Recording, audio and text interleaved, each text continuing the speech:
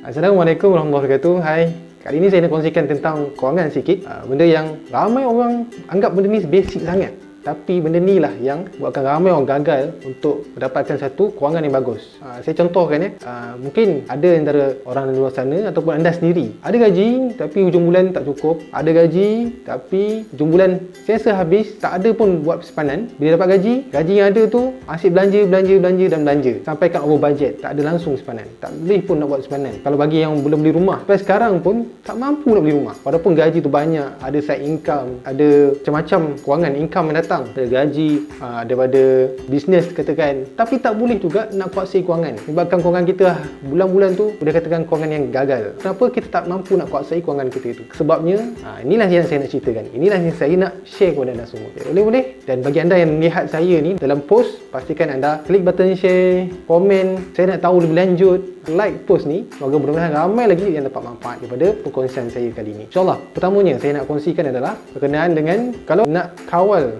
kita punya pendapatan, kita mesti kategorikan 4 benda yang akan kita gunakan. Apa ia? Pertamanya adalah kita kena buat simpanan. Dapat gaji, perlu ada simpanan. Yang kedua, dapat gaji, perlu buat sedekah.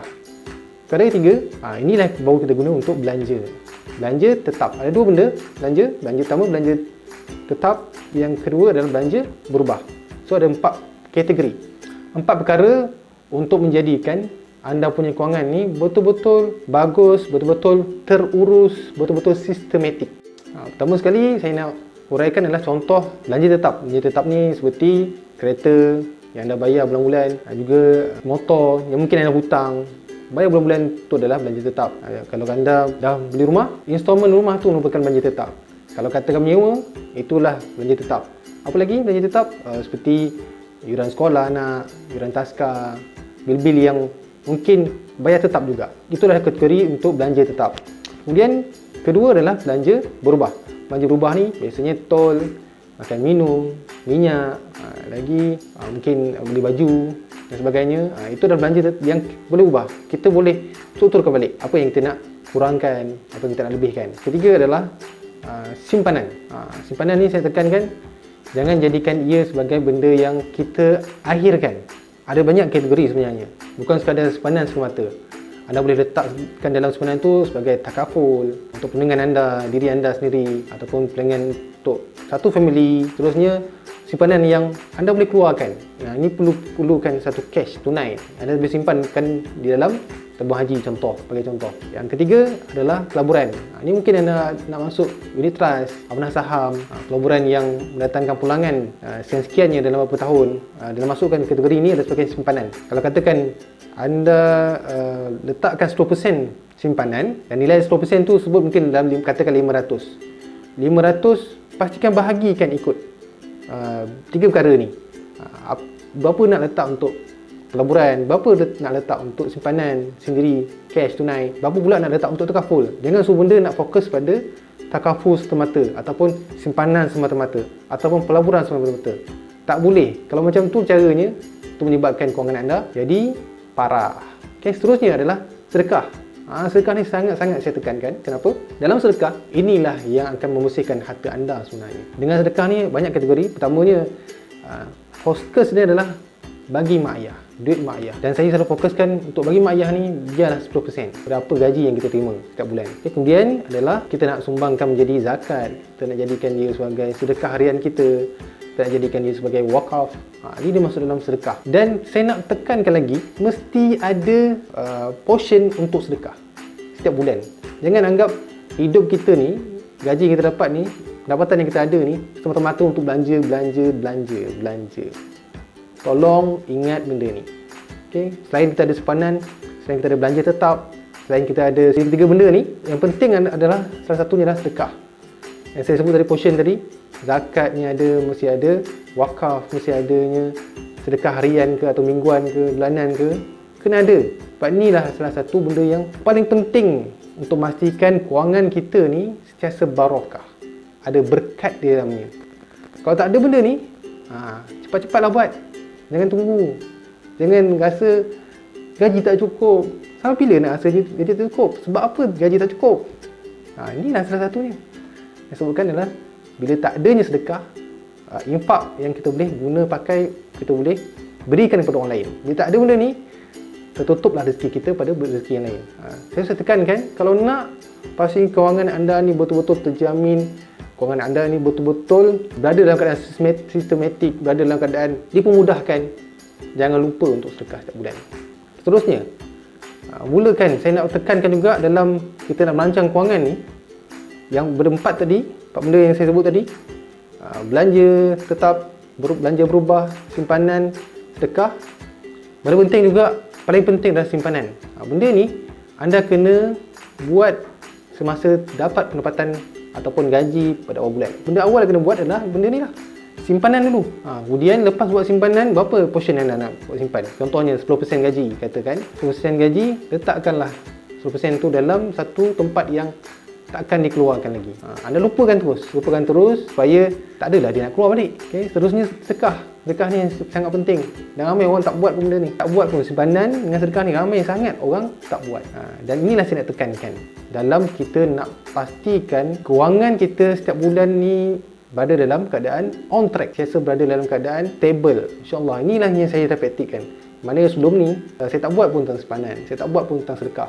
Dan kesannya macam-macam lah, huru-hara. Kewangan kita bulan-bulan ni sangat huru-hara, tak cukup, tak tahu nak tak mana, manjang ada masalah, apa yang belanja tu tak pernah cukup. Itulah masalah dia setiap bulan. Bagi anda yang nak suturkan balik kewangan, saya fokuskan kepada orang bujang, macam mana dia punya kewangan, orang kahwin macam mana dia punya kewangan. Okay, nisbahkan untuk orang bujang, nisbahnya adalah 3-2-3-2. Nisbah dia macam tu. Yang mana yang 3 tu adalah 3% adalah untuk simpan. Dalam simpan tu, orang muda, bila orang muda, simpanan dia kena kuat. Sebabnya dia tak ada komitmen yang sangat besar pun. Bila tak ada komitmen yang sangat besar, pastikan duit yang ada tu boleh simpan. Kenapa nak simpan? Bila simpan boleh beli rumah. Itu kuatannya. Kalau kahwin nanti tak ada rumah, masa tu lah tak cukup ini, tak cukup sana, langsung nak beli rumah pun susah. Itu kesan dia. Kemudian yang dua tu adalah 20% lagi adalah untuk sedekah. Sedekah ni fokuskan dulu pada mak ayah.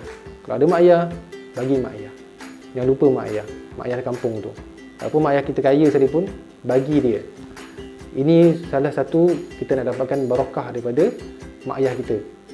Walaupun dia tak minta, tapi kita sebagai anak ni dah sebagai tanggungjawab kita untuk bagi pada mak ayah kita. Seterusnya adalah 30% lagi adalah untuk belanja tetap. Mungkin ada hutang, belajar dulu, gunakan untuk bayar hutang belajar. Kemudian bayar lagi kos sewa rumah, kongsi dengan kawan-kawan. Pastikan masa muda ni jangan berhutang. Gunakan komitmen yang belanja tadi, apa saja yang berkaitan, pastikan jangan buat hutang lah. Kalau ada hutang kereta, bayarlah kereta kat situ, motor kat situ. 30% saja, jangan lebih. Okay? Kemudian 20% lagi adalah untuk belanja berubah. Mungkin tol, minyak, makan minum. Pastikan ikut formula ni. Saya nak pastikan anda semua kalau nak berjaya, ikutlah formula ni. Boleh-boleh. Kalau tak ikut formula ni, terpulang pada anda. Tapi hasilnya tu, anda sendirilah yang akan tahu apa hasilnya. Tapi ikut kemampuan anda lah. Kalau rasa boleh menyimpan banyak lagi, silakan. Kurangkan belanja tetap, kurangkan belanja berubah. Banyakkan simpan, banyakkan sedekah. Itu paling utama. Okey, yang kedua, bagi anda yang dah kahwin, saya punya nisbah adalah sebanyak 2-5-3. Okey, 20% tu adalah 20%. 20% tu adalah untuk anda gunakan sebagai simpanan dan juga dalam tu dah sedekah. Kenapa tak banyak? Kerana orang dah kahwin ni komitmennya sangat tinggi. Saya tahu, saya pun dah kahwin. Memang komitmen sangat tinggi. Jadi simpanannya maksimum pun bercapai pun 20% lah saya anggarkan. Dan 20% tu 10% lagi digunakan untuk tujuan memang untuk simpanan. Saya sebut sebelum ni, simpan untuk diri sendiri, iaitu duit cash. Kemudiannya simpan untuk takaful, untuk pelaburan. Untuk sedekah, buatkan untuk mak ayah. Pastikan ada untuk mak ayah. Dan saya sangat syorkan 10% dia untuk mak ayah. Balance tu barulah gunakan untuk nak buat benda lain. Sedekah, zakat. Zakat pastikan 2.5%. Itu dah tetap. Letakkan itu sebagai penanda aras dia. Jangan kurang. Mak ayah 10%, 2.5% adalah zakat. Yang lain tu anda adjust lah macam mana pun. Tapi pastikan semuanya ada. Ada untuk pelaburan, ada untuk simpanan diri sendiri, ada untuk takaful dan sebagainya. Seterusnya untuk orang kahwin juga, 5 tadi adalah nisbah untuk bayar duit kereta, bayar untuk duit rumah kalau dah beli rumah. Kalau belum rumah, itulah duit sewa. Untuk belanja tak tetap, gunakan sebanyak 30% lagi. Okay, guna formula yang saya guna ni, yang saya guide anda ni. Mudah-mudahan apa yang saya guide ni membantu anda untuk betulkan balik track anda, betulkan balik track kewangan anda. Saya tahu semua komitmen ada, tapi ikutlah formula ni, 4 kategori tadi, ikutkan portion dia, berapa persen, berapa persen dan berapa persen. Dan saya dah tunjukkan benda ni dalam satu e-book saya. E-book saya anda boleh tengok di website ni, boleh tengok di bawah, saya ada link, berikan link dia. Boleh download e-book ni, dapatkan e-book ni. Dalam tu saya terangkan secara terperinci banyak yang perlu anda penkan untuk setiap belanja anda. Ikuti langkah-langkah tu supaya anda lebih berjaya untuk menguasai kewangan anda. Okay, buat. Bila dah dapat satu ilmu, buat. Bukan dapat satu ilmu, hilang. Bukan dapat satu ilmu, lupa. Tapi praktikkan terus. Kerjaan seseorang tu adalah bergantung pada tindakan dia.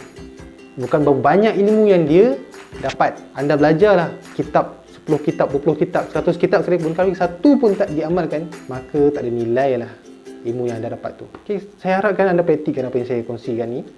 Dan video saya ni, saya mohon untuk anda share kepada orang yang masih lagi luar sana tak tahu macam mana nak agihkan duit. Macam mana nak pastikan kewangan dia berada dalam track, on track. Pastikan macam mana nak pastikan kewangan dia ni betul-betul membantu dia untuk menyimpan kewangan dia betul-betul dapat memberikan pulangan yang baik. Guna duit, ada duit, pastikan guna kejadian yang betul lah. Uruskan yang betul, insya-Allah. Apa saja yang anda akan alami lepas ni akan ada perubahan. Saya jamin insya-Allah ada perubahannya dengan apa yang saya kongsikan. Okay, teruskan ikuti pengembangan saya di page saya, iaitu page nama saya sendiri, Abdul Kahar, mudahnya miliki rumah. Bagi anda yang belum like, sila like dan ikutilah saya terusnya ya. Dan kita jumpa lagi di lain perkongsian insya-Allah. Assalamualaikum warahmatullahi wabarakatuh.